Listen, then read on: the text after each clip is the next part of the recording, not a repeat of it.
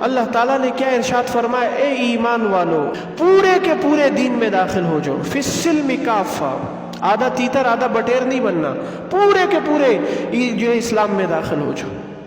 جب تم پورے اسلام پر داخل ہو جاؤ گے، ہدایت یافتہ بن جاؤ گے، پھر تمہارا کوئی بال بھی بھیگا نہیں کر سکتا، بھلے تمہارے خلاف سازشیں آ جائیں، بھلے تمہارے خلاف جو پوری دنیا جو ہے وہ تمہارے خلاف اکٹھی ہو جائے، تمہیں جو ہے وہ کوئی کچھ بھی نہیں کہہ سکتا۔ اس لیے شرط یہ ہے کہ تمہیں مسلمان بننا پڑے گا۔ ایک شعر ہے نا، یوں تو سید بھی ہو، مرزا بھی ہو، افغان بھی ہو، بھلا یہ تو بتاؤ کہ مسلمان بھی ہو۔ تو مسلمان ہونا پڑے گا، ہدایت یافتہ ہونا پڑے گا۔ اس کے لیے جب ہدایت آئے گی، ہدایت آنے کے بعد جب کوئی بھی ترقی یافتہ چیز تمہارے ہاتھ میں آئے گی تو تم اس کا استعمال بھی صحیح کرو گے اور گمراہی سے اپنے آپ کو خود بھی بچو گے اور دوسروں کو بھی بچاؤ گے۔ تو یہ بنیاد قرار دے دی۔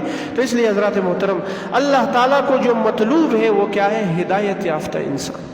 جب انسان ہدایت کے صحیح راستے پر گامزن ہو جاتا ہے تو اس کا سفر پھر کہاں ختم ہو جاتا ہے؟ اس جو ہے اللہ کی ذات تک، اور اس کا جو منزل ہوتی ہے وہ اللہ اور اس کے رسول کے طریقے ہوتے ہیں۔